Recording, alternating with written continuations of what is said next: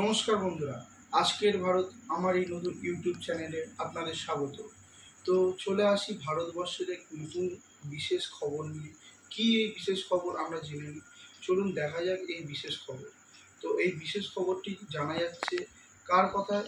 না, এস জয়শঙ্কর, আমাদের দেশের যে বিদেশ মন্ত্রী, তার কথায়। কি বলেছেন তিনি আজকের এই বিশেষ খবরে, চলুন দেখা যাক। তো প্লিজ কেউ এগিয়ে যাবেন না বা ভিডিও পজ করবেন না। তো দুইজনে পাকিস্তানে একদম ভিতরে ঢুকে মারল, ইউরোপীয় ইউনিয়নকে বললেন জয়শঙ্কর। সোমবার 6 দিনের ইউরোপ সফরে গিয়েছিলেন এস জয়শঙ্কর। ফ্রান্স, বেলজিয়াম এবং বিভিন্ন দেশে এই মন্ত্রী ইউরোপীয় ইউনিয়নের শীর্ষ আধিকারিকের সঙ্গে বৈঠক করাই ছিল মূল উদ্দেশ্য। তো দেখা যাক এই বৈঠকে কি কি হয়। তো পাকিস্তান নয়, লড়াই সন্ত্রাসবাদের বিরুদ্ধে, আর সন্ত্রাসবাদ নির্মূল করার জন্য ভবিষ্যতে আরও প্রবল প্রত্যাঘাতের জন্য হাঁটতে পারে ভারত। পরে বেলজিয়াম রাজধানী ব্রাসেলসে ইউরোপীয় কমিশনের president Ursula von der Leyen এবং ভাইস প্রেসিডেন্ট কাজা কালসের সঙ্গে বৈঠকে পরে একথা জানিয়েছেন বিদেশমন্ত্রী এস জয়শঙ্কর। তো দেখে না যাক এর পরের খবর। বিদেশমন্ত্রী মঙ্গলবার সাংবাদিক বৈঠকে বলেন, যদি সন্ত্রাসবাদের তরফে কোনো উস্কানিমূলক পদক্ষেপ করা হয় তবে এরপর পাকিস্তানের একদম ভিতরে ঢুকে আঘাত আনবে ভারত।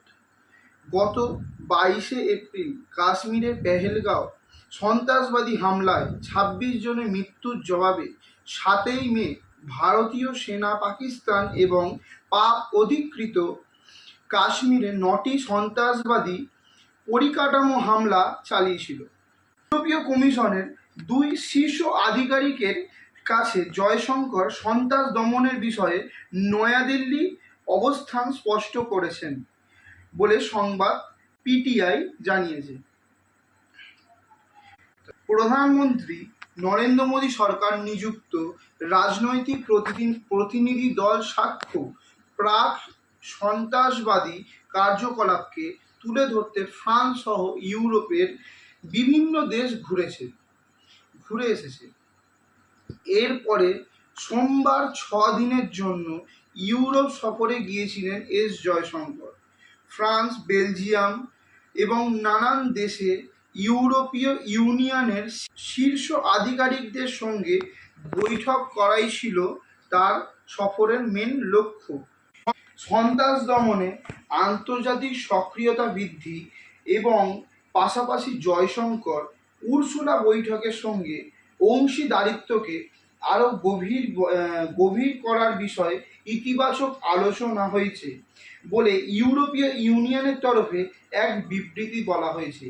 এবং এই সব সংবাদ জানিয়েছে পিটিআই একটি সংস্থা, যার দ্বারা এই খবরগুলি আপনাদের সামনে আমরা তুলে ধরতে পেরেছি। তো এই যে খবরটি আজকে আমরা তুলে ধরেছি, আমরা চাইবো এই যে চ্যানেলে এটা প্রথম ভিডিও, আপনাদের সবার ভালোবাসা ও শুভেচ্ছা দিয়ে এই ভিডিও আমি শুরু করতে চাই। আর সবাইকে পাশে থাকতে চাইবো, দয়া করে সবাই সাবস্ক্রাইব করে দেবেন।